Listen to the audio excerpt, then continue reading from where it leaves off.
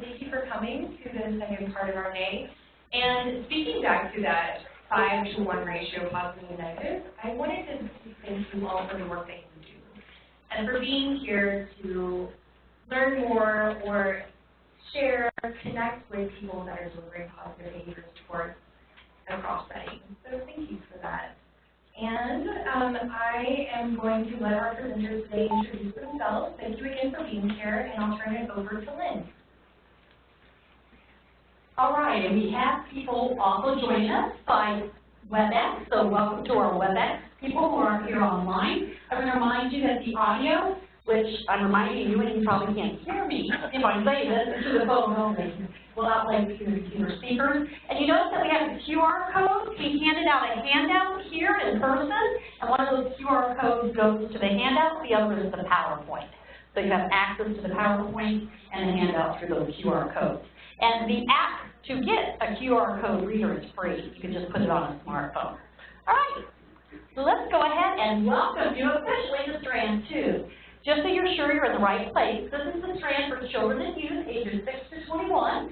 We're going to focus on positive behavior intervention and support, and specifically we're going to be talking about reinforcement.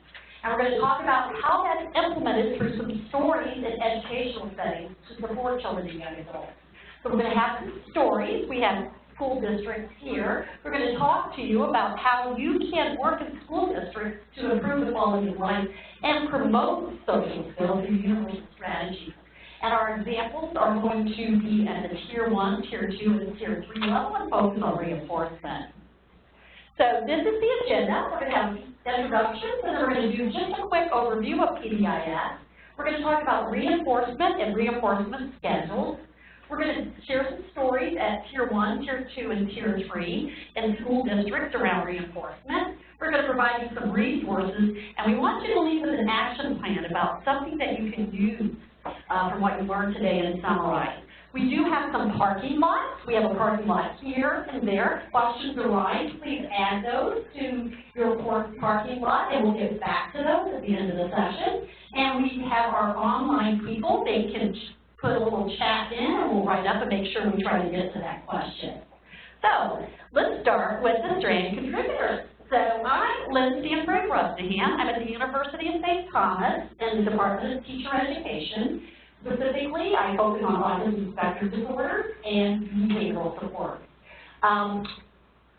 We have contributors from the Minnesota Department of Education here as well, and I'm going to go ahead and introduce them and give them some recognition for their role. Macy introduced me, and Macy was an intricate part of the planning for this team, as well as Garrett Petrie. Did I say his last name right? Petrie. Okay, thank you. So I'm going to let the other two presenters introduce themselves. Hi, I'm Erin Farrell. I am currently an district behavior specialist in the Osseo School District. So in my role there, I'm doing a lot of interventions, as we'll talk about through all of these tiers, but I'm really focused on the Tier 3 interventions. And I'm also an adjunct professor at the University of St. Thomas. I work with Lynn in the Teacher Education Department, and then also developing our new and upcoming BCBA courses. So if you're more interested in behavior and learning more about it, be sure to check out that. That's my shameless plug. Hi, I'm Eric Riggenberg, and I am the PBIS coordinator at Lionsgate Academy, which is a charter school in Minnetonka, Minnesota. And I'll talk in a little bit about what makes our study unique. But we are in our 4th year of school-wide implementation, so I'm going to provide some examples of what we're doing to implement PBIS. And I'm also a student at St. Thomas, and so that St. Thomas connection runs through all 3 of us. Right. And actually, Macy's the adjunct to University of St. Thomas as well. So we do have a little University of St. Thomas focus here. But PBIS is nationwide, so what you're going to get is not just our slant on this. So we do have some objectives for today. We want you for sure to leave with an understanding of the tiers of support. We're going to define some reinforcement terminology. And we're keeping this pretty simple because we think that sometimes we try to make things harder than they are. And it really, really is important to all have the same level of knowledge going in. So when we're using terminology, are we utilizing it the same? And that's why I think Rachel and Macy did such a brilliant job this morning, starting talking about how that terminology needs to be consistent, and we all need to be on the same playing field. So that's what we hope to do today, is to really talk a lot about reinforcement and explain some of that terminology and simple, easy-to-use terms. We're going to understand the different types of reinforcement, and we're going to also talk about different schedules for the delivery of reinforcement. Many teachers and educators utilize reinforcement schedules, but aren't doing it mindfully. They have really good evidence-based practice use, but they're really not implementing with fidelity because they don't even understand exactly which reinforcement schedule they're using. So this is a nice in-service training to do in the school district to really start with just the basics of reinforcement. So we're going to be modeling for you maybe something you would want to do in your community setting or educational setting. So in the past, we're going to just start with, it's always good to build on background knowledge and move forward. Schools focus mainly on reacting to behavior and implementing punishment-based strategies, and that includes reprimands, loss of privileges, office referrals, suspensions. And Macy mentioned this morning that we've seen expulsions and kind of suspensions go down a little bit because we have started focusing more positively. So research has shown that the implementation of punishment, especially when it's used inconsistently and in the absence of positive strategies, is ineffective. And it really can lead to increases in problem behaviors. So we're going to focus today not on punishment, we're going to focus on reinforcement. And I thought that the keynote, Barry today, did such a nice job about talking about PBIS and PBS. I'm thinking about it from the perspective of PBIS is that universal, and PBS is when we get up to that tier 3. PBIS and PBS provide an alternative approach to punishment that focuses on the prevention of problem behaviors. And this is really important. PBIS is really about focusing not just on reinforcement, but also teaching. What do we want students to do? We're going to check on that. Okay. So it's about teaching and reinforcing student skills. And so this special session, like I said, is going to focus on reinforcement. Can anybody who's on WebEx make sure that their line is muted? Thank you. So okay.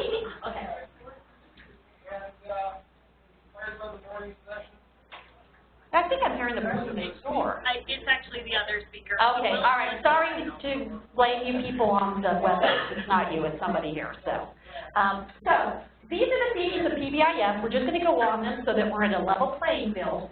So with PBIS, we're looking at implementation efforts addressing both social and academic. And I'm going to have a chart on the next one that you'll see.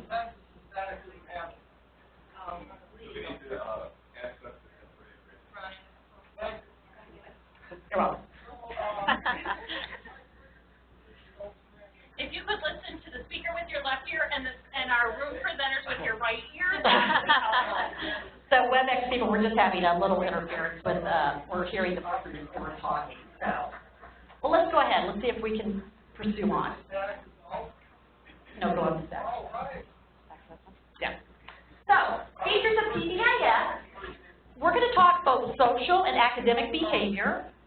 The emphasis is on the prevention of the problem behavior and a three-tier continuum behavior, that triangle that Barry referred to and Macy and Rachel talked to us about.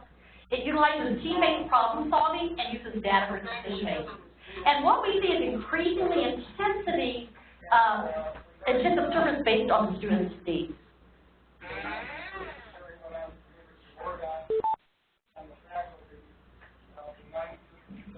I'm just going to give it a minute. Good stretch, great.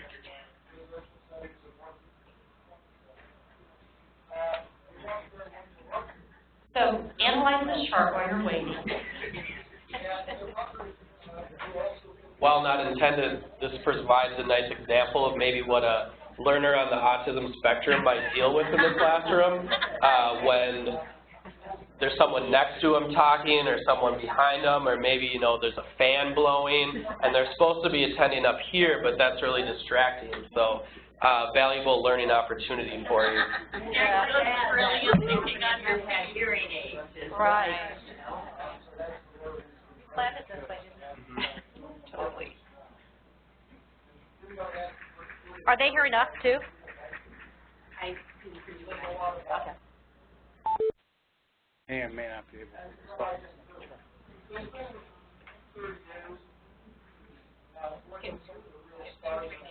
Yeah. Maybe with a partner they could say something. Think about your Tier 1 interventions and what those look like. We'll be talking about that. So if you want to think about with a partner what those look like, we'll ask for some. And why don't we do this? Partner up right now, and I want you to explain the 3 tiers and what you've learned today, after you brought in with you, what the different tiers look like, and we'll focus on the behavioral systems. So partner up with another person and explain the 3 tiers so that you're sure you understand those tiers.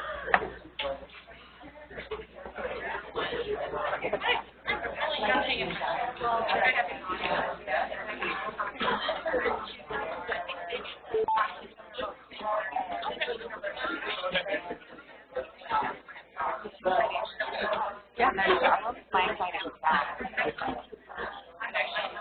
But we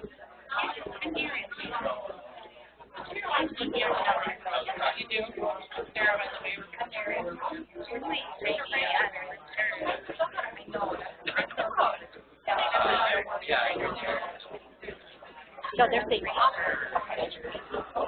Thank you for being patient. We've got a technical difficulty with the sound, and we're working on it. Okay, it's fixed. But they're all talking, so maybe.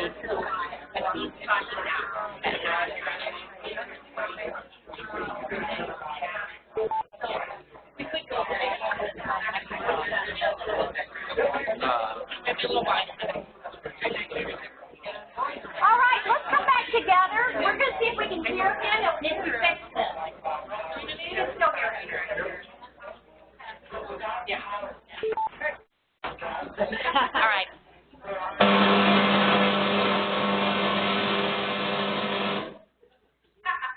Sorry about that.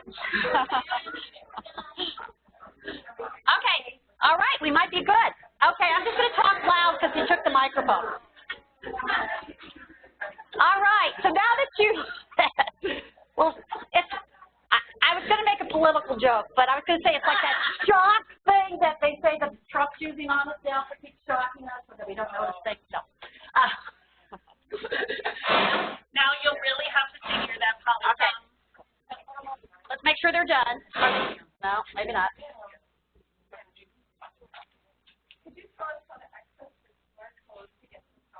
Yeah, I'll have it again at the end. You have to take a photo of it with your phone. Okay.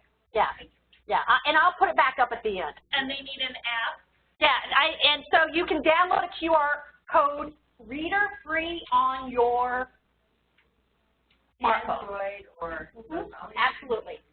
All right, so how was everyone feeling about the 3 tiers? We're going to be talking about the primary and universal interventions. Really, it's very important that we focus a lot of time here because this will have an impact and avoid us having to go in with some more individualized interventions. We've got the secondary for some students who what we provided here were not enough. They're a little bit more at risk. And then we spend a lot of our time, like in Erin's role, at that top tier. Those a lot of times are the students we come in with some assessment-based functional behavior assessments. So we're going to spend a little bit of time with the 3 tiers. Anything you guys want to add to that? We're going to be going into more. All right, let's keep going. All right, so you heard Macy and Rachel talk about that we have these practice standards. And that they had a copy of them outside, and you could go online and look at them. We're going to be focusing on practice standard C. We think it's really important that you understand these because you want to be mindful and operate on what people who've come together, great minds, have decided are some of the standards that individuals who are working with PBIS should be familiar with. So PBS standard C says that we will understand and use consequence manipulations to increase behavior, such as primary reinforcers and conditions under which primary reinforcers are used. Thus, that is the basis for what we're doing today. We're focusing on that practice standard. We're going to talk about types of secondary reinforcers and their use. How many of you realize how incredible it is that the state of Minnesota is blending positive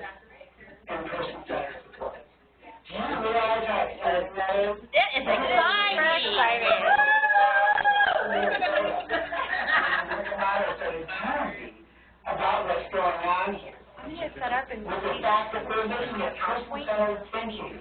Okay. There. I don't know what you just did, but. All right. I'm like not having my groove here because I. We might just have to talk loud. Yeah.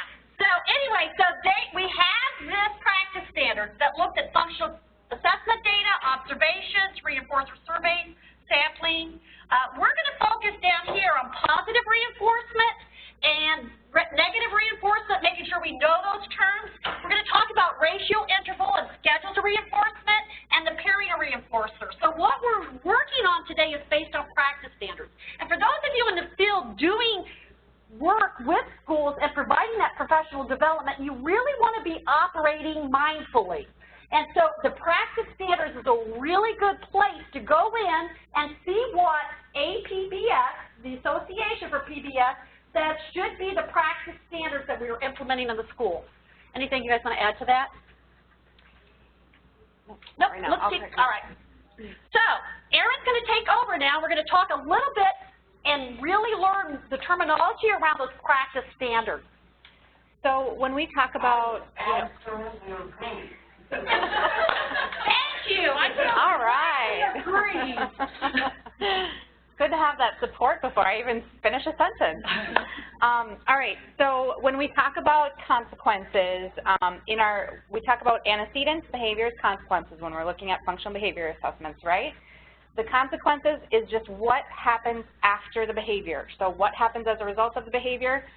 Is the behavior increasing or decreasing? So just so you guys have a little background on me too, I'm also trained in behavior analysis. So I do bring some of the technical language in, but I also try to make it in a more universal language so that we can use it in education as well. And as far as schools, it's really important that the people that are working with kids understand the ABCs of behavior. You'd be so surprised at how many people don't have any idea what that terminology is or what it stands for. So to start with really simple, like, do you know what ABC stands for? And since we are focused on reinforcement today, we're focused on that C, the consequence. So we're not really going to get into the others a lot, but we're going to talk about reinforcement. So what is reinforcement? It's any procedure that increases, strengthens, or maintains the behavior. And reinforcement is also going to increase the future probability of that behavior happening. One of my favorite phrases that one of my instructors used that really makes things clear, I think, for teachers a lot is a reinforcer is not a reinforcer because of what it is. A reinforcer is a reinforcer because of what it does. If you conceptualize, you think M&Ms should be a reinforcer, but the kid doesn't like chocolate, that's what that means. So. And what I think, too, is really important, teachers will tell me, oh, I used reinforcement, it didn't work. If it didn't work, it wasn't reinforcement. Exactly. By definition, reinforcement works. So, types of reinforcers, the edible, we don't use as much of those in the education setting as obviously. Sleep, shelter, sexual, sensory, so these are all needs and wants, but also in the secondary or in the school setting, we use more of the secondary reinforcers. Social, we try to pair anything with social praise to kind of train, students who might need some more help and support with learning that social praise is a reinforcer. So kind of keep that in mind. It doesn't always work immediately. An activity or privilege, so having access to a preferred activity, not needing to turn in homework, materials. So we have some different examples that we've brought today too, but when you have school certificates or stickers are more individualized, or badges, and then general tokens or points that you can use throughout a classroom or in a school-wide level. And a lot of times schools don't like to use the primary reinforcers, but when we're trying to teach a new behavior, you have to come in with powerful things. And so you need to, being specialists in your district, kind of say, we might start with this, but our goal is to pair, which is one of those practice standards, and then fade the primary reinforcer. Because I don't know how many, we work with kids with autism, a lot of times they're not going to do it for a good job. We've got to make them learn and feel good with the good job, so we'll pair. So when we're talking about positive and negative reinforcement, we're talking about positive in a very technical way that it means adding something. We're talking about negative in a very technical way that it means taking something away. So when you're talking about positive reinforcement, you're adding something that increases a behavior. When you're talking about negative reinforcement, you're talking about taking something away that increases a behavior. So reinforcement is always increasing the behavior, positive is adding, negative is taking away. So right now, turn to the person next to you and explain these two terms in a technical sense, as she just defined them. So you're sure you get, because she's going to blow you away with the next slide.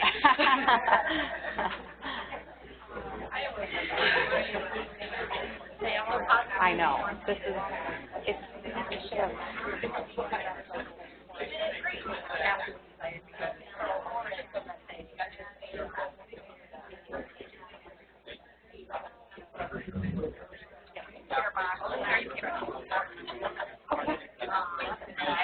Want to remind them?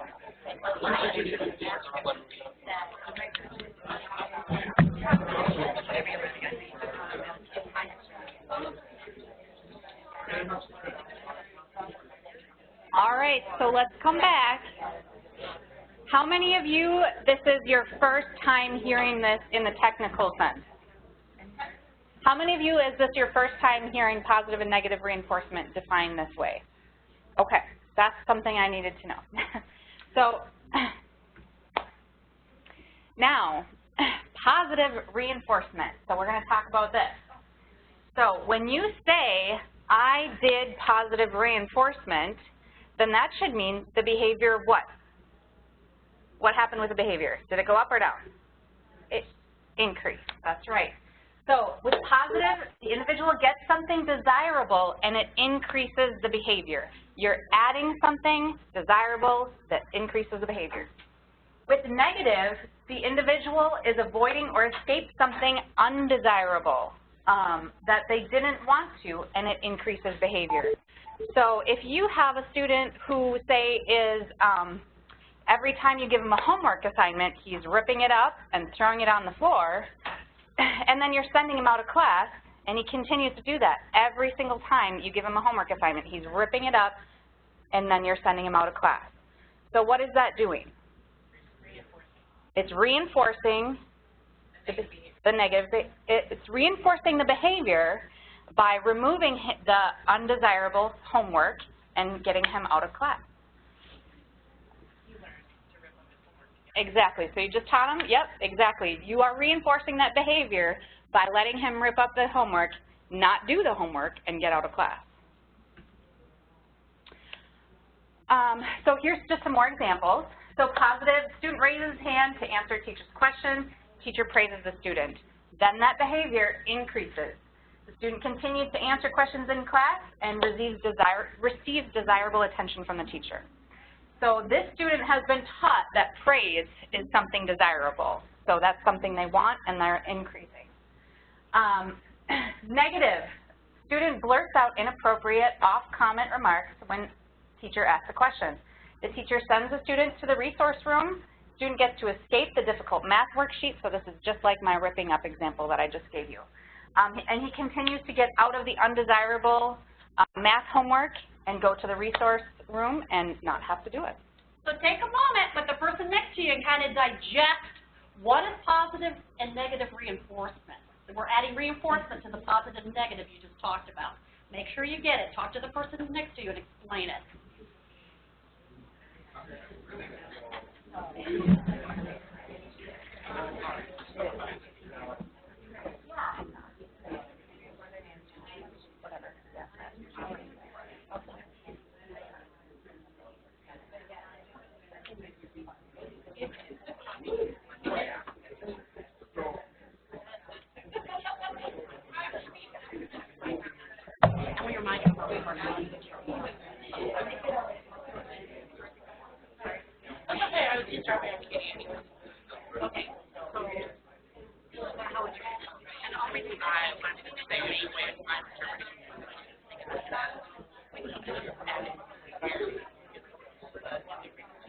All right, so is anybody still struggling with this concept?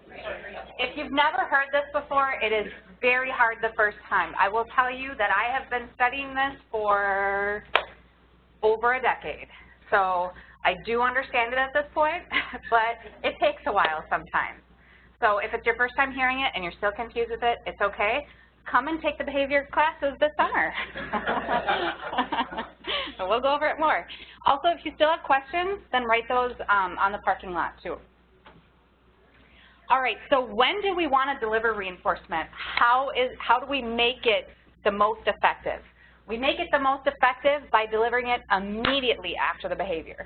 So if you're like, oh, I just got to finish my lesson with this and then I'll get to it in a minute, nope, then it's not going to be effective. You're not reinforcing the right behavior. So failure to reinforce immediately will result in, it could result in inappropriate behavior being reinforced. So like for me, I know with my daughter, I have a, she just turned 7-year-old first grade student. She will do something really good, and then if you don't get her right away, it can be a meltdown, 30 seconds later even, if I don't actually reinforce the right behavior. Because she knows, I just did what you wanted me to do, I need it right now, And if I wait, it turns into a meltdown, and if I try to deliver that reinforcement during the meltdown, then I'm reinforcing the meltdown. So I don't want to increase that behavior.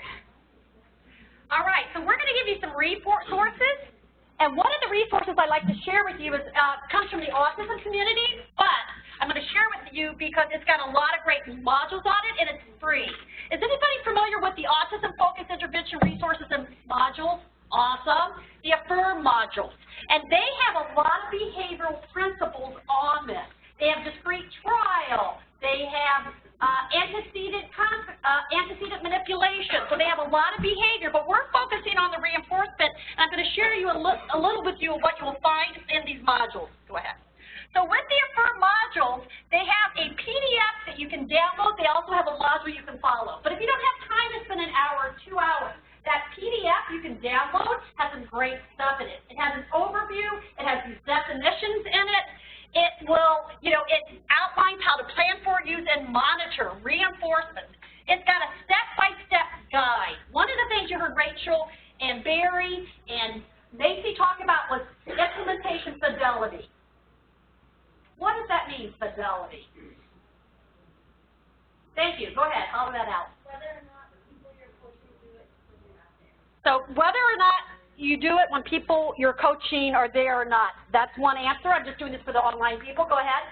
Yeah, fidelity means that the data that you're getting is accurate. Okay, data that you're getting is accurate. Yeah, so there's a lot of different pieces to fidelity. And one of the things about this is it gives you step-by-step how researchers who've established that this is an evidence-based practice say if you implement it this way, the research shows through various studies that this works. So, great answers, and that gives a little bit of my slant on it. Anything you guys want to add to fidelity? Just that it's being done the way that it's supposed to be done. So, you have evidence-based interventions. If the evidence-based intervention isn't done according to the way it's supposed to be done, it's no longer an evidence-based intervention. Right, and so what this AFFIRM module is all evidence-based practices, and they're giving you step-by-step how research says you can do it with fidelity. Isn't that great? So take a look at these, go to the next one. Also part of it is they will take you step-by-step, planning, utilization, the data part that you talked about. So you'll see here, collect data, establish performance goals, identify reinforcers. So it gives you all that planning piece. And go ahead and go to the next one. And it's what's wonderful, it helps you to come in and do this with fidelity. So when you're looking at implementing with fidelity, what we're seeing here is you want to deliver the reinforcement every time the learner uses the target skill or behavior. You want to prevent satiation by varying your reinforcers. What does that term mean, satiation? Have a few of you throw out what you think that means. I know some of you know. You're satisfied. Like if you eat enough, you're satiated. That would be what I would suggest. That's a good guess. Do you want to share with us? Yeah, and her guess is that you're satisfied with it. And somebody want to go off that satisfied? Reinforcer is no longer desirable. Yeah, so you were satisfied initially, but you got it so much that it's no longer reinforcing. So you had too much access. One of the things that, and this is going to be a term that you're going to go, oh, you're on back my neck standing up. An individual needs to be in a state of deprivation many times for a reinforcer to have its reinforcing impact. Go ahead. It's called a motivating operation. Yes, absolutely. Do you want to add anything, Rick? No.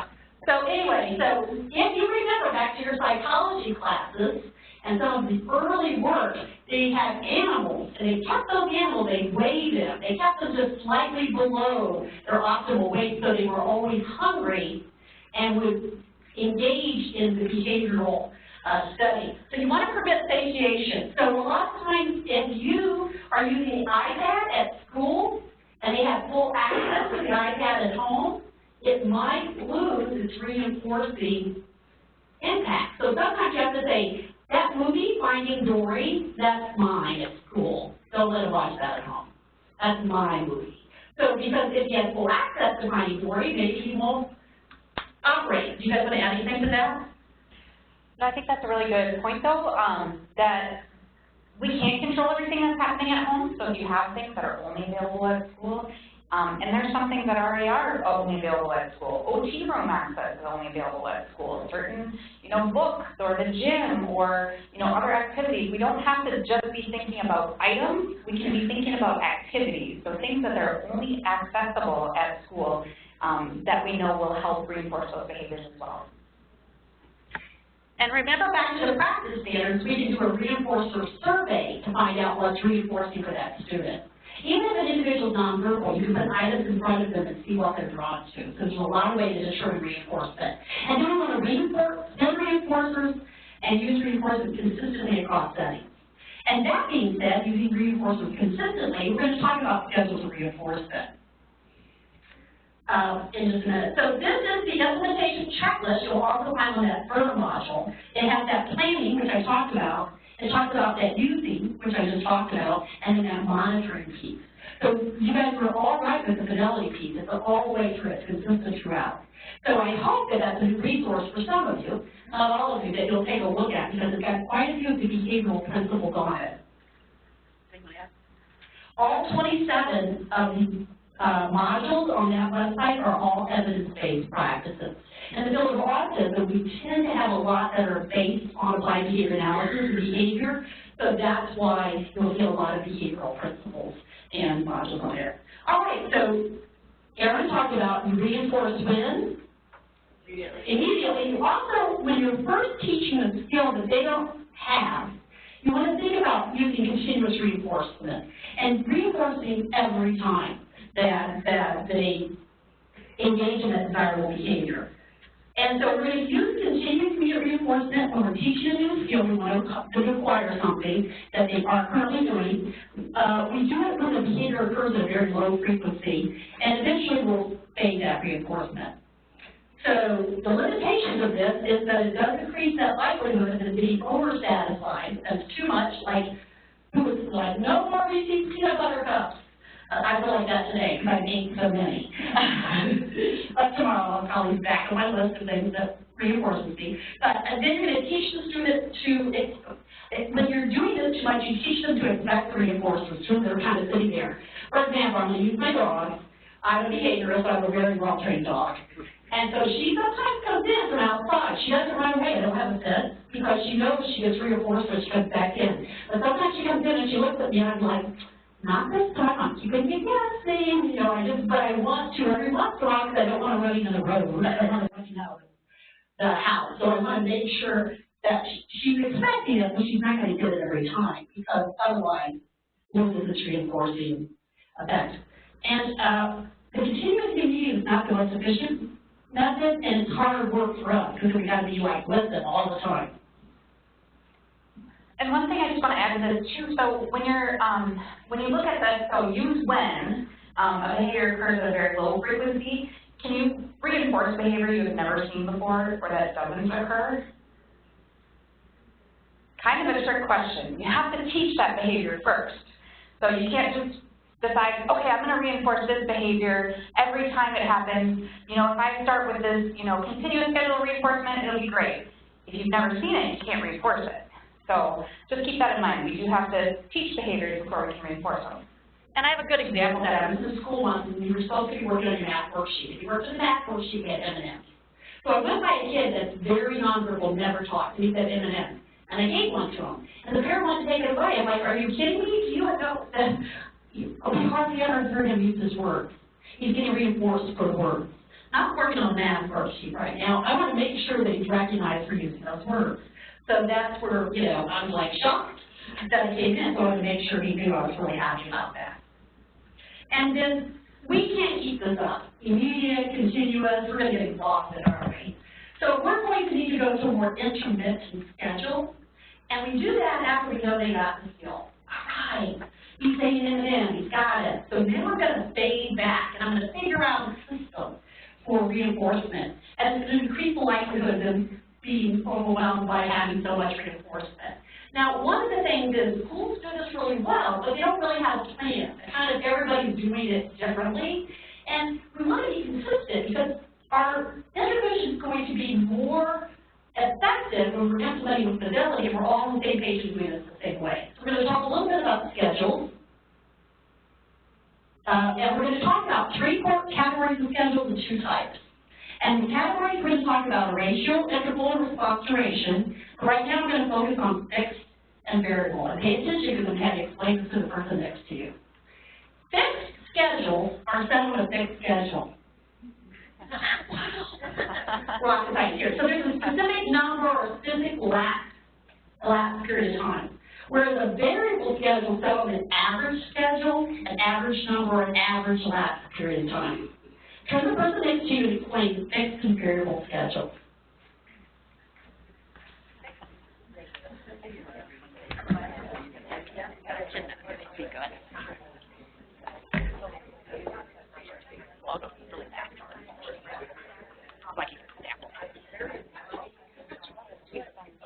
I think you got that. That's pretty easy. Let's go on. So we're going to get into the 3 types. We'll start with ratio. So ratio is a number. So a fixed ratio is a fixed number. So originally I was using a fixed ratio 1 every time you did it. But now I think it was better fade. So what might I fade to? A fixed ratio every other. So a fixed ratio 2. So every other time. And maybe I go to a fixed ratio 3. But if I'm doing it every 2 times or every 3 times, it's a fixed ratio. Now, if I decide to do an average, like you do it every 2 times, then I get it to you, then every 5, then every 3, and I might have a fixed ratio schedule where I'm doing it more variable, like an average of every 3rd time. Does that make sense? Awesome. Let's go ahead and go to the next one. Interval is a time period. So I have a period of time that I've set, like I'm going to, every 5 minutes I'm going to check in with you, and if you're on task, you're going to get reinforced.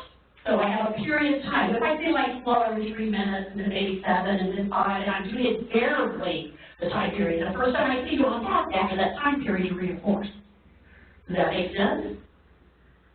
Ratio was number. Interval is time. Good.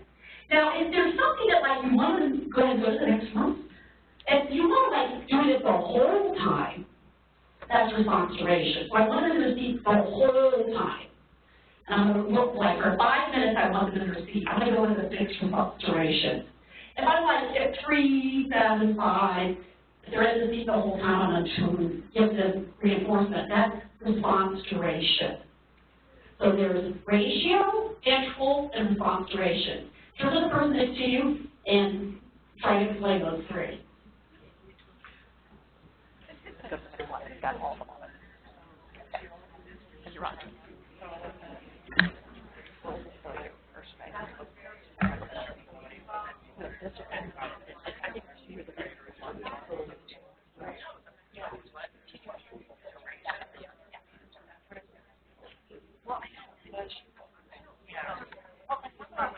It's up on the screen right here if you're having trouble explaining.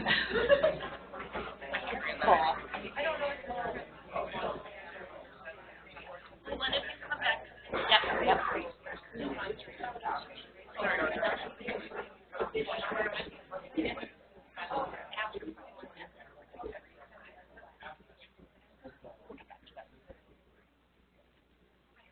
you want to go ahead? Okay, so I know this is a lot really quickly, but we're going to kind of try to move on. Since we have technical difficulties, we're going to kind of try to get through a little bit of this a little bit quicker. So we just kind of wanted to talk about, too, when we're fitting our schedules of reinforcement, we want it to be gradual. We don't want to automatically go from reinforcing every single response to reinforcing every 10 responses. You can't make it that quick of a change, or you are going to see that decrease instead. So we want to go from dense to sparse, and you should be able to create a plan that goes from, you know, the 1 to the 2, maybe you can skip to 4, depending on how much of an increase you need. Just work with your team to kind of look at that. And this, when we go to those variable schedules, then we'll see higher, steadier levels of responding.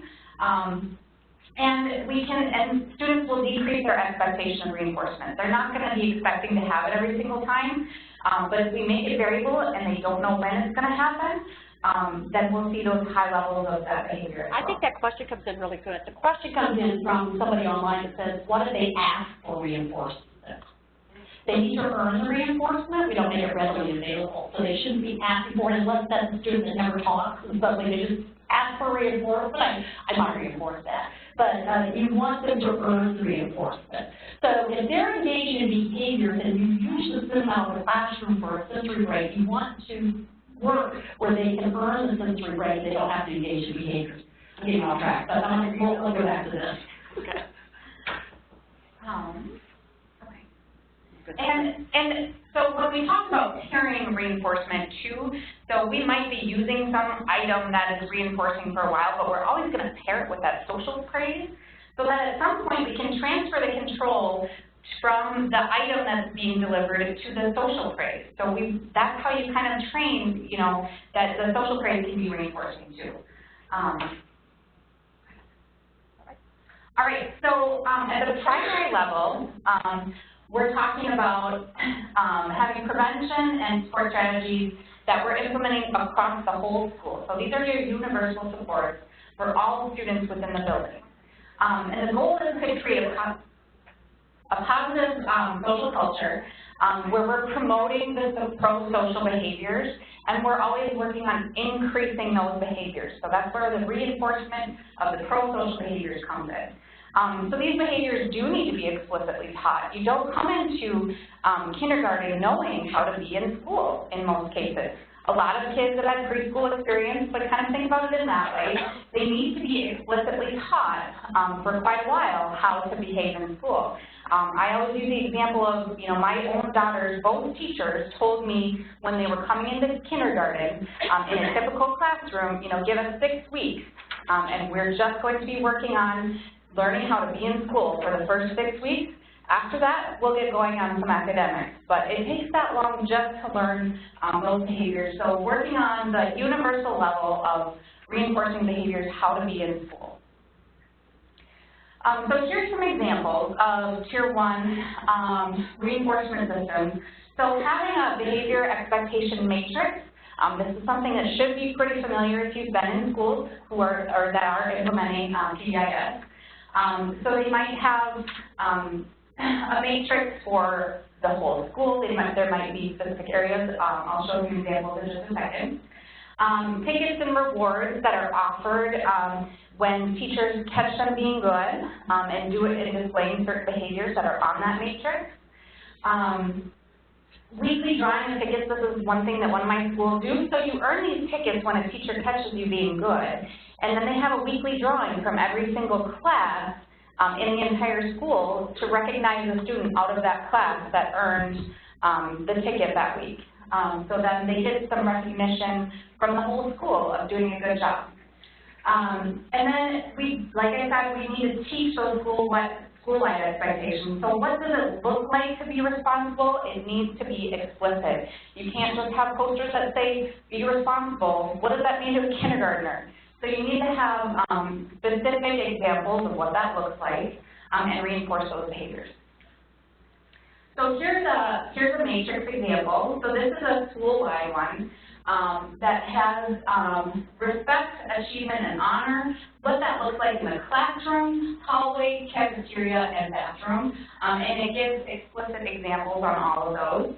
And then this is one that's specific to a certain area of the school. So you have cafeteria expectations and what that looks like in the cafeteria. And I know some of you come from community sites. You can do the same thing in your community setting. You know, go across your different environments. In the bathroom, there might be a picture up about the expectations.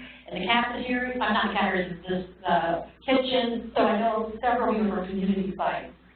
And these are things that benefit all students. So we might need to be a little bit more explicitly taught for some students at the secondary level, which is intended to support students who have learning or maybe backgrounds or histories that put them at risk of engaging in more serious problem behaviors. And we need to use these strategies for secondary prevention to address students' needs before more intensive interventions are necessary. So this is it's a smaller group of students, not the entire school, but we're going to use some evidence-based strategies to address some things before we might need a special education referral or anything like that.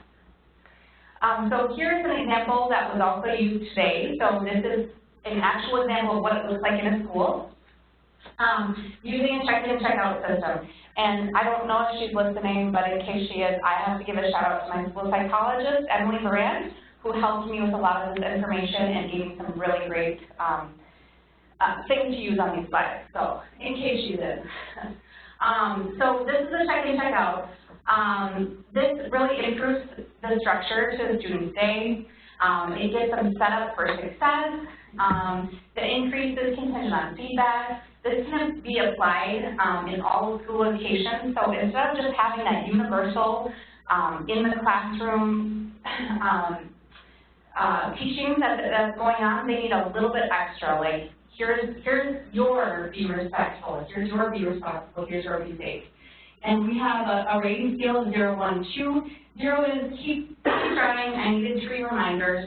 2 is you did pretty good, you only needed 1 or 2 reminders. And wow, you did great, you only had 0 to 1 reminders. And then so for each time of the day, I know this is kind of hard to see, there's 4 times a day and then they get a total, so they get points for each time of day for each one of the skills that are on their school-wide matrix as well. And there was a little bit, we talked about, one thing that can be used in this as well as breaks, just adding in some breaks into the day and not needing to go into the whole point system as well, but just, hey, you know what, when you get this, you can earn a break. All right, and then at the tertiary level, it's easier for us to facilitate an individual plan when we already have those strategies in place at that Tier 1 and Tier 2 level. When those supports are there, we can make a really successful Tier 3 intervention. And so at this level, it's very individualized. We're making a comprehensive plan to keep an individual successful at this level. So this is where we will probably be conducting an SBA, and we'll be looking at the antecedents, the behaviors, the consequences that surround the behavior, and we're going to develop a plan that we think, will actually look at reinforcing, the function of the behavior or alternative function of the behavior. So we need to identify the behavior, collect data on it, which if you know me at all is that's what I love to do. And I'll show you a couple examples. But I'm really pushing data collection. There's a lot of easy ways to do it. I won't get into that right now. But we need to identify setting events. So I've had a student where, he might have been woken up by the police that day. And then coming into school, he's pretty cranky. So that can have a big impact on your day. Identify the triggers that cue behavior.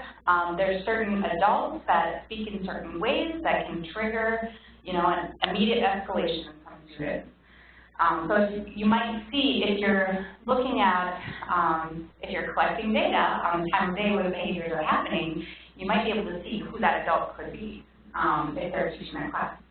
So, and then we also want to look at what are the skills that we need to be taught. You should always be focused on what are we going to reinforce, what behavior are we trying to increase, what do we want to see. Let's focus on that before there's anything about any behavior that we want to see decreased. And then we want to identify the consequences that maintain that behavior, including what the student is reinforced by. And always make sure that you're establishing observable, measurable goals and definitions of the target behaviors. I like to tell my teachers that I'm training, when you're writing a definition of a behavior that you need to collect data on, that you want other people to be able to help you with, write it like you're writing sub-notes, so that a sub can come in, know exactly what to do. It's the same thing for everybody across the board. They all know how to read it and do the same procedure.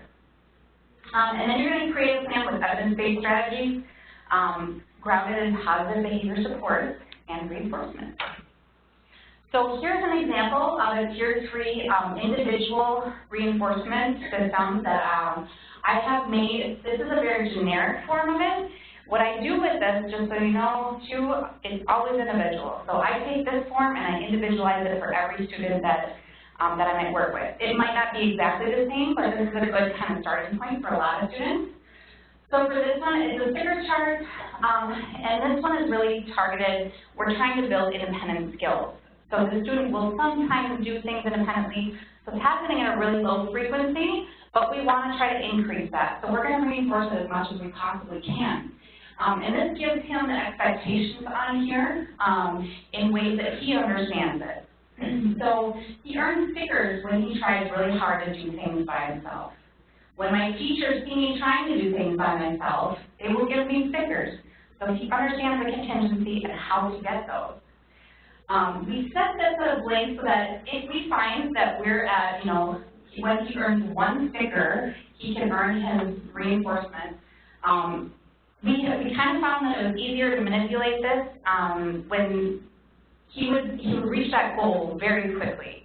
So we try to maintain, one sticker for at least a few days, but we had to increase because once he caught on to the contingency and it really did enjoy the reinforcement that we were using, it increased so rapidly that we just made this so we could change it whenever we needed to without having to change the whole form. So he gets these, we put it on a schedule so that it looked like, for each part of his day, he could earn up to, there's 10 stickers on here. So there's an unlimited amount of reinforcement he can really earn here. And since I love my data collection, what I really love about this is it makes it easy to see. If you just flip it, it can turn into a little bar graph, and you can see what time of day he's getting the most reinforcement. Sorry, I helped myself. From Tier 2. Yep. Okay. I can touch on that. Okay, good, awesome. As I go through. All right, so I'm going to build off of what Lynn and Aaron have been talking about and highlight school-wide PBIS implementation at the school that I work at, Lions Gate Academy. Like I said, we are a public charter school now located in Minnetonka, Minnesota.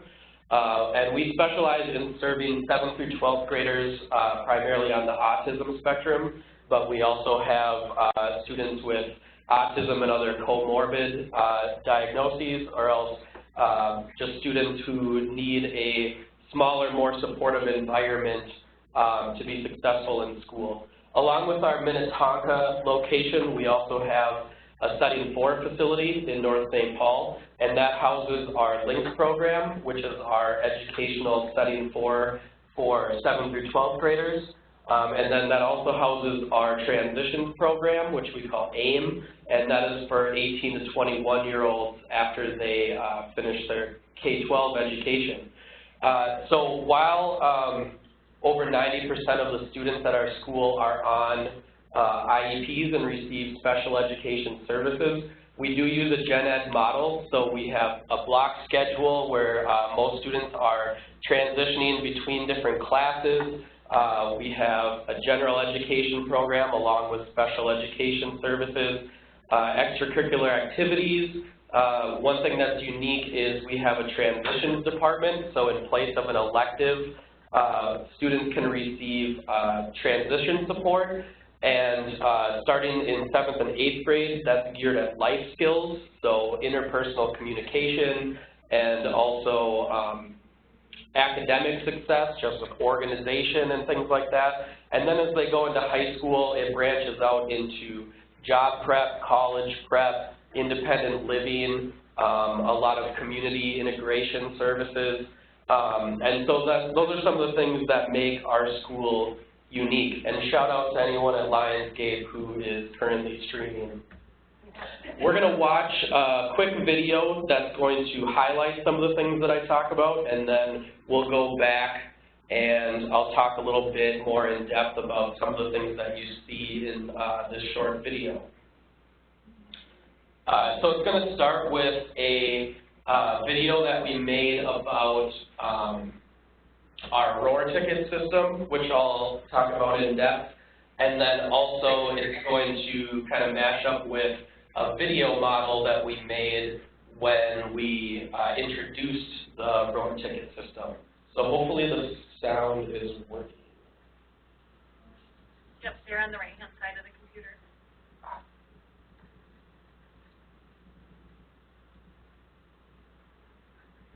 Or not.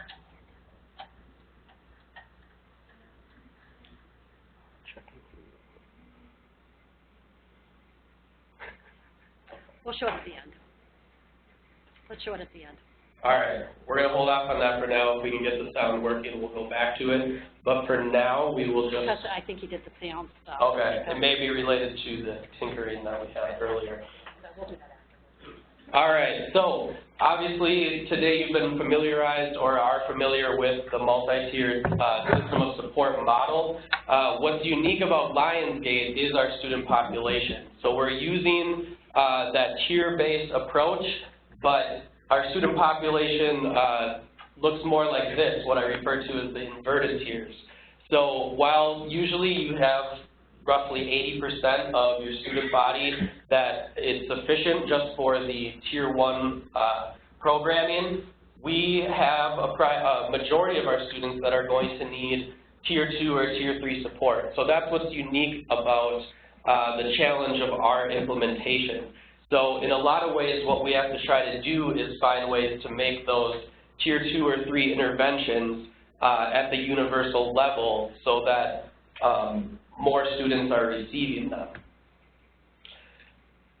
We also, this year, have started using an integrated approach.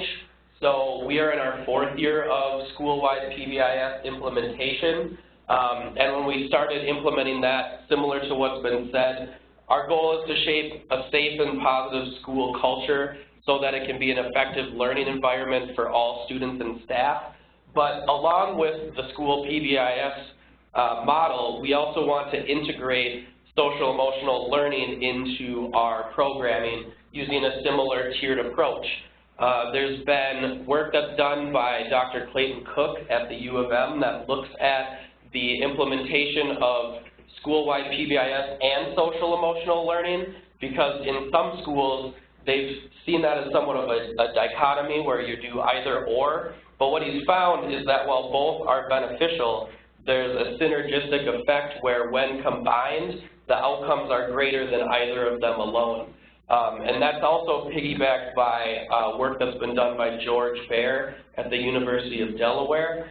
And what he's found is that since school-wide PBIS does have such a ABA approach, a behavior analytic approach, it's very geared at the environment, but we know that one day students are going to leave that environment, so we also want to be instilling in them the skills so that when they leave, they can also be successful. So this year what we've started doing is working towards, at the universal level, using a evidence-based social emotional learning curriculum. For our school, the one that was made the most sense was the PEERS program, which is a social skills program geared at adolescents on the autism spectrum. But there's a number of resources and programs out there available. If you're interested in seeing what is available and maybe what may be more of a match for your school or your setting, if you visit the CASEL website, CASEL.org, they have a nice resource that's been compiled that lists all of the different ones, some of which are geared more at violence prevention, some are geared more towards drug prevention or a combination of them. So it's about, as a school or an organization, looking at what are our needs and what's available to work towards addressing those needs in this area. Did you have a question? Yeah, it's kind of more a comment too. So I work for a community nonprofit called USA. We actually have a location in Minnetonka, and I haven't heard of your school before, so that's cool. We work primarily with EDD students, actually, and so just talking about the social emotional school initiatives, that's awesome. But I think also looking into wraparound care services, youth organizations or mentoring organizations. Obviously, I'm biased, but I feel like the mentoring is kind of more friend rather than a service is really effective. But then also the long-term care after graduation and beyond is something that we offer as well. So looking into maybe community resources as a way of kind of continuing that after graduation. Can you restate the name? Yep, so to kind of paraphrase, there's a comment from the crowd just saying, kind of think what you're getting at is just that while PBIS is very beneficial, it's not the end-all be-all, and we have to look at individuals as a whole person and looking at what community supports we can pull in as well to the supports provided by the school or the organization. Anything else that I kind of missed on that, or? I think mentoring is key for that. Yep, mentoring, yep, from someone that a student responds to within, the school or another organization. I view PBIS, SEL, and then kind of branching between the two, restorative justice, as kind of the triad of effective practice. So looking at our Tier 1, since we're geared more at reinforcement, Aaron provided similar examples, but at the Tier 1 level at our school, we have two main positive acknowledgement systems. So the first is our roar tickets, which hopefully you will get a chance to see a little bit of the video. But these are pretty basic. They're just a 2-ply ticket, and so the staff puts their name, the student name, and then all of our school-wide matrix is geared at what we call the 4 Bs. Be safe, be respectful, be flexible, and be responsible. The safety, respect, and responsibility is probably one of the most common set of school-wide expectations. And then for our unique setting where we have such a high population on the autism spectrum, we added in the flexibility piece as something that we want to be reinforcing and promoting. So whenever a staff member sees a student displaying any of those 4 Bs, which we've defined across settings in the classroom, hallway, lunchroom, transportation. We've even developed staff expectations aligned with the 4 Bs. They can provide intermittent, non-contingent reinforcement, and so they complete this. The student gets to keep the top copy, and then the yellow fly copy goes into a drawing, and then at the end of the week, we pull 6 out, and students get to come down and choose from a variety of reinforcers that we have, some of which come from our Scholastic Book Fair that we have a partnership with, and then also just a variety of privileges, tangibles, and we try to have a wide assortment so that no matter who is picked, there's something that they will find that's aligned with what they are reinforced by. The other main Tier 1 reinforcement system, or positive acknowledgement, which also is geared at building a home-school connection, is our positive postcards. And so in department meetings each week, the departments are given a set of address labels for all the students in the school, and that's how we ensure that over time everyone is included in this. And then they send it home with a positive note. It could be a student that's in your class. If you're an educational assistant, it could be the student you work with, or maybe a student that, hey, when I'm in class with the student I'm a one-to-one with, you always help to, provide a positive example or just encourage the student to be successful. And so this is a very easy way of bridging that home-to-school gap and also providing some positive acknowledgement and reinforcement for students. So our matrix at Lionsgate really falls into that level of positive behaviors, but then we've also operationally defined both minor, major, and crisis level behaviors, and that's connected to our data management system where behavior referrals come in for students to help make database decision making, and so that's a critical piece of school-wide positive behavior support. Kind of should have maybe put this more towards the beginning, but just our journey with PBIS, we were in cohort 9A through MDE, and so we're in year 4 of implementation. Last year we were a sustaining exemplar school based on our implementation, and I'll review some of the tools that can help with ensuring you're implementing with a high degree of fidelity. But another example that was kind of touched on just a little bit ago, over the first 3 years of implementing, our in-school suspensions were reduced by 72%, and our out-of-school suspensions were reduced by 69%. So that's an outcome measure that can show that by going through the process of implementing school-wide PBIS, it leads to positive outcomes for students and staff. So here's some of the measures that you can use when you are implementing school-wide PBIS, one of which is the team implementation checklist, and this is completed by your representative school-wide PBIS team. So this shows over the course of a school year into the next one how we are making progress on our implementation. As you move between school years, there's turnover in staff. This year we moved to a new setting, so that was a challenge that we faced this year, but there is some variability in those results, but also you want to see that upward trajectory.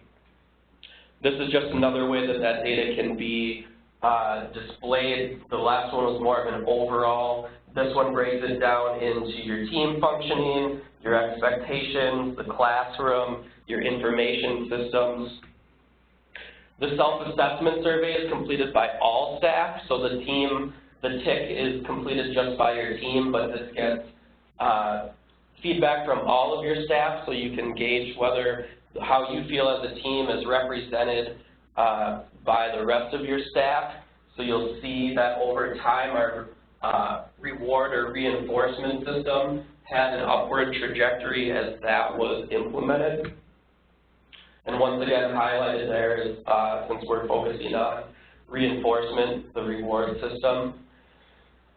This one isn't used quite as much anymore, and I'll talk about that in a second, but the school-wide evaluation tool includes an outside evaluator coming in and gauging your implementation. So this was our very first set, and you'll see that at the time we had not yet implemented our reward system. That was something that we worked up to over our first year of implementation.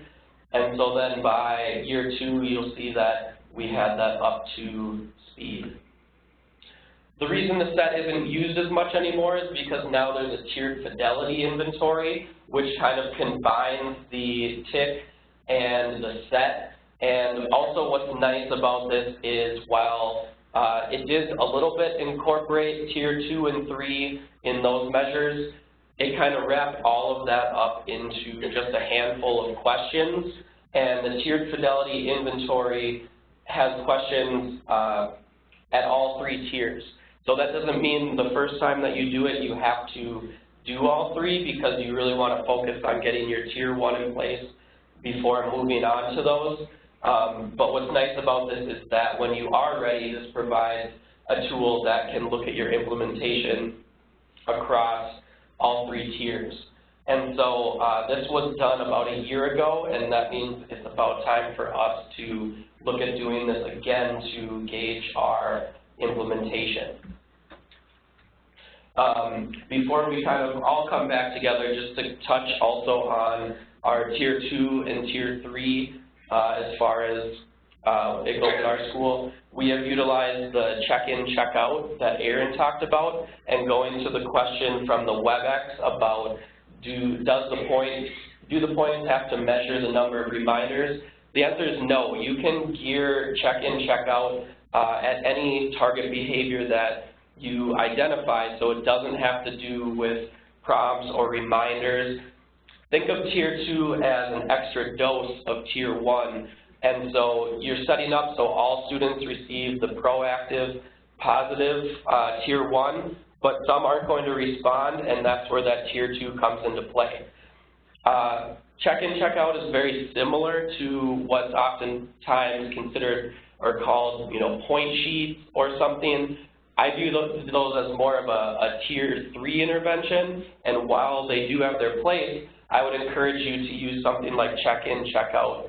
First, for a number of reasons, one of which is, as you saw, is directly tied to your Tier 1. So if there's a student that primarily has a challenge with being respectful in the classroom or being responsible in the classroom, you don't have to provide that extra feedback on all 4 or 3 of your expectations. You could target that one specifically.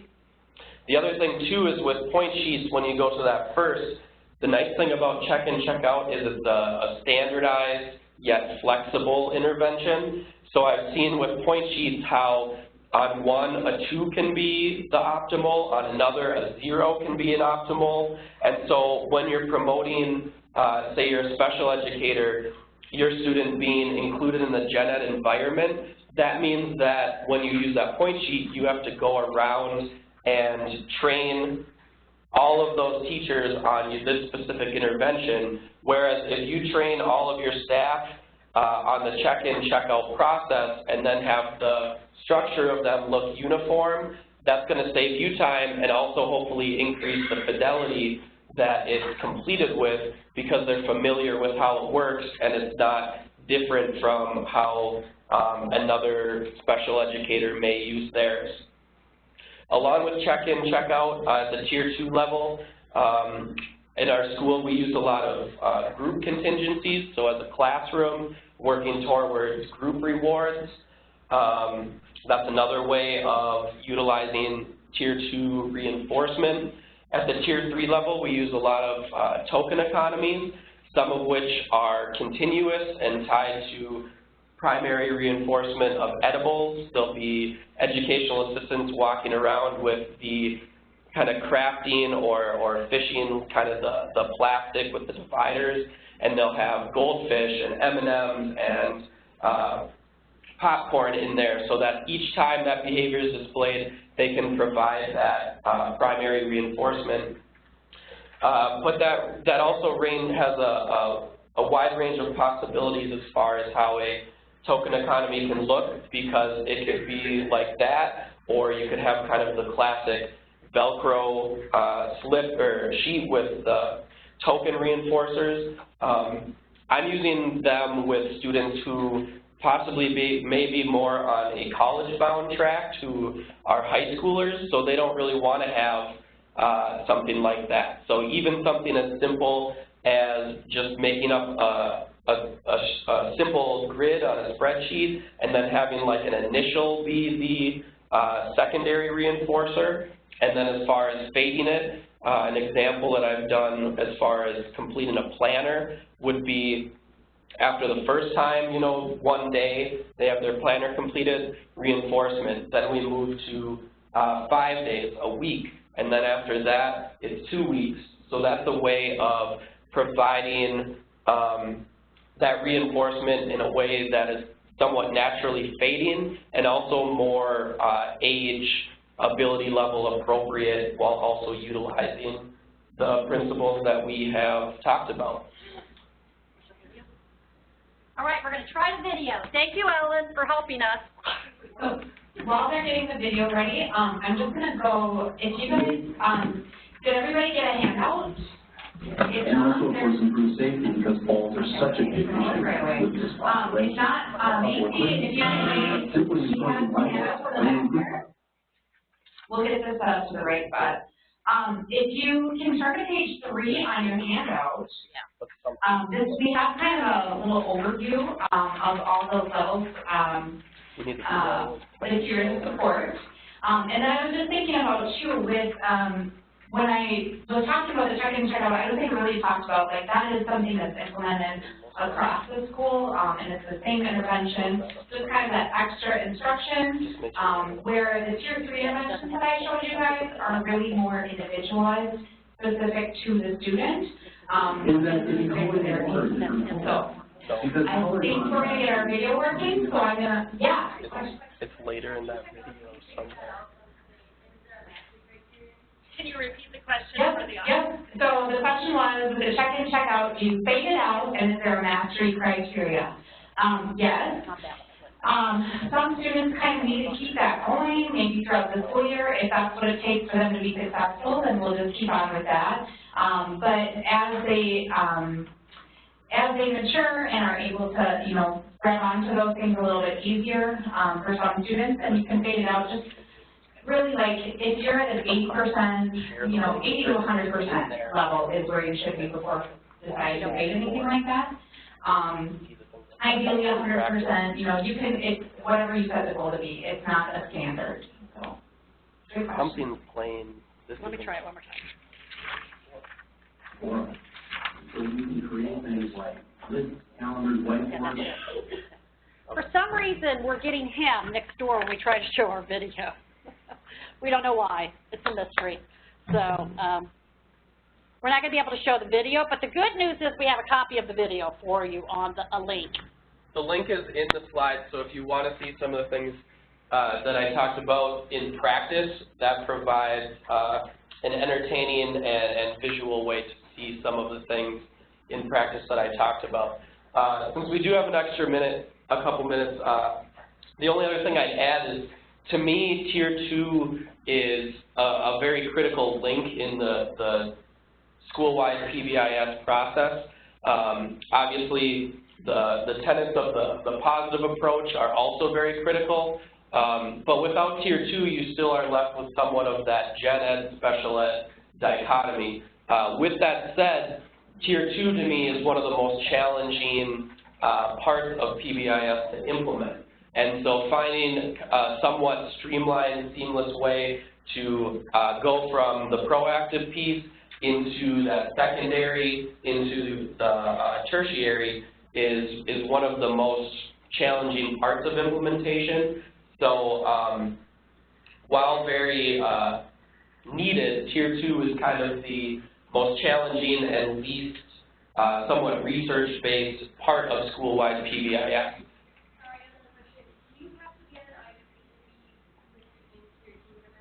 No, and that's kind of what I think. So the comment or question was, do you need to be on an IEP to receive Tier 2 intervention? The answer is no, and I think that's kind of a good example of the point I'm trying to make is for so long it's been, well, in order to receive additional services, you have to qualify for special education, you have to be on IEP, and really the whole point of Tier 2 is to have some sort of extra option in addition to just kind of the gen ed or kind of just what everyone has without having special ed or IEP-driven services. So I think part of what makes it so challenging is because just the way that things are structured systematically, that especially for administrators trying to figure out how you staff things like that, like with check-in, check-out, it's definitely growing in use, but when you implement it school-wide, there's a position of a coordinator who's doing a lot of at the start of day and end of day. So finding a way to incorporate that into your FTEs sometime, or your kind of your staffing, that can be a challenge. So since this is kind of new, that's kind of where that challenge comes from, is figuring out how do we provide these services without it coming from that special ed. But that also is a way of reducing the need for the special ed qualification. So in the long run, it may be the more fiscally, better approach. But does that kind of answer your question? You don't have to be. A lot of times that's where that at least considering the idea of it may come into play. It's not given that Tier 3 and special ed aren't necessarily synonymous, but a lot of special ed would be considered Tier 3. Remember that Tier 3 is individualized, and everything about special education is individualized. So it's a part of Tier 3, but they aren't completely just synonymous.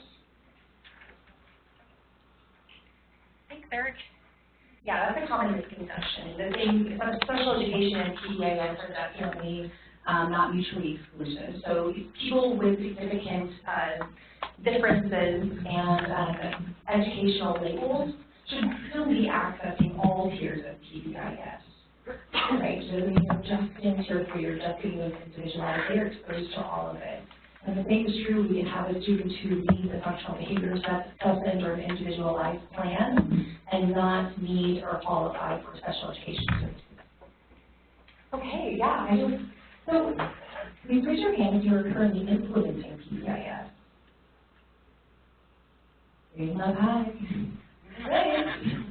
Thank you. Okay, and so I have something for both people that are implementing and people that are not quite there yet that might be interested. So this is our website, and when you go here, you might see an application for cohort training. We just finished our application for cohort 13. So this is probably been going on for 12 years, a long time. So cohort 13 is closed out, but if you're considering it, we have some documents, readiness checks, that you might be able to look through and say, are we ready? Would cohort training be a good fit for us? And do we have some things that need to be in place before we put in that application for cohort training? And always be sort of looking on our website because those applications do roll out. And for those of you that are implementing, we have an annual conference on PBIS. It's an Institute and Film Festival, so save the date, June 20th and 21st this summer. We're going to be sharing really timely and relevant research around PBIS and the use of positive behavior supports in this really systematic framework.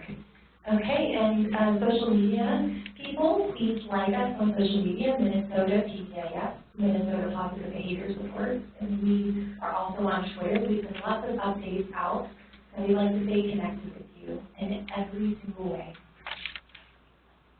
All right, so Erin, you were going to finish up. So, all right, so just to kind of bring everything back, if you go along the social media and everything, since we're talking about resources, if you go to the last page of your handout on page 7, you have a very long list of resources on here too, so check those out. We did go over some of these things, some of the things, the AVERT modules, the PBIS website, everything, so I'm going to move away from this thing. There's a lot on there. So now that we've gotten through everything, and you guys have learned about reinforcement, reflect on how you can utilize this in your setting. So it says educational settings on here, but I know we've heard from some people who are in the community as well. And then turn to your neighbor and describe the steps that you're going to take in each of the three tiers to use reinforcement in your setting. So really quickly, tier 1, 2, 3. Here's what I'm going to do. right. And we'll remind you that this is all tied to the practice standard. We went over continuous schedules of reinforcement for teaching new behaviors. We talked about when desired behaviors were established to move to a more intermittent schedule. And then we talked about positive and negative reinforcement. So there's some terms out there.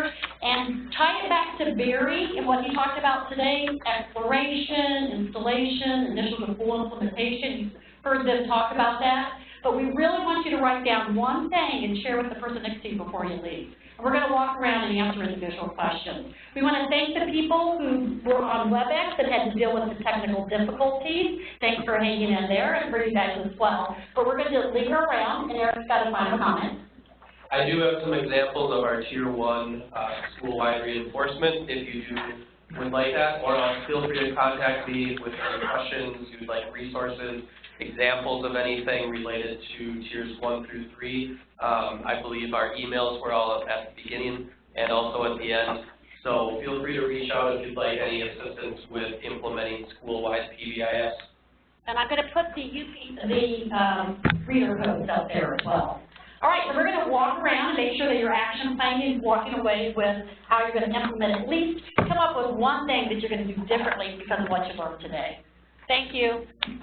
Will those see our on the right? Yeah, I don't know what's going on with the video. Let me see if I escape.